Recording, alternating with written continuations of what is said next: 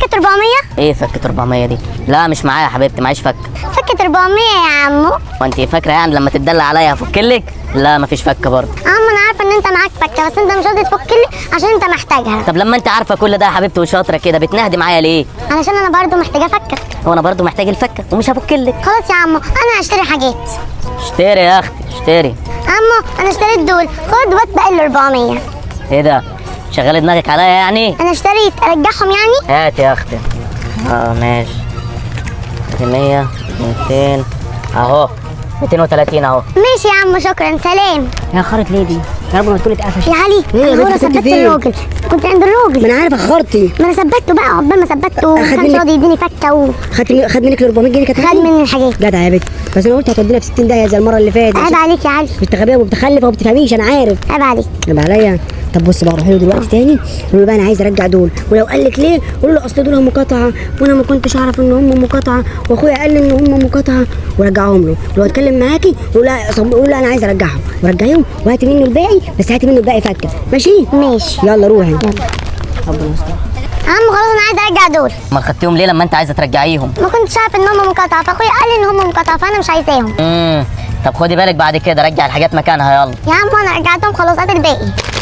رجعتيهم؟ خدها يا اختي الباقي ما تجيش تشتري من عندنا تاني. ماشي يا عم مش هتشوف وشي تاني. بقول لك يا باشا والنبي ما تفك لي ال 200 جنيه دي. ايه يا عم هو كله عايز يفك محدش هيشتري. يا عم متعصب ليه؟ انا لسه جاي لك دلوقتي يعني. انا يا عم معيش فكه مش هفك.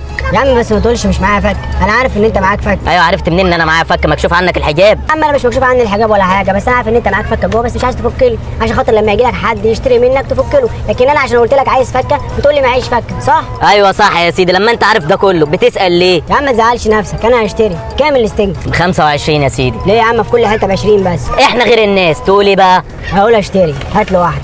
ادي يا عم الاستنج، ايدك على ال 25. تسلم ايدك يا باشا، هات بقى 200 بقى. بتشغل دماغك؟ ماشي خد يا سيدي ادي باقي ال 200. ماشي يا باشا، معلش تعبتك معايا. عملت ايه يا علي؟ عيب عليك يا غفلته، هروح بقى دلوقتي ارجعها له واخد منه الفلوس تاني، وبعد كده انت تروحي له. ماشي؟ ماشي. يلا استنى.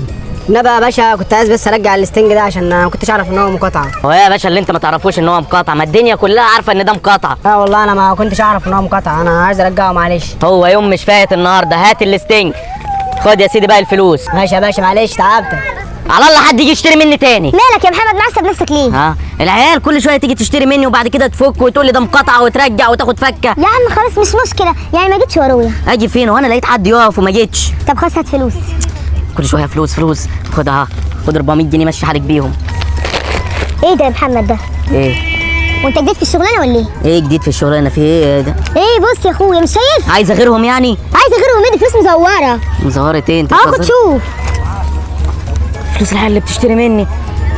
يا ولاد الحراميه.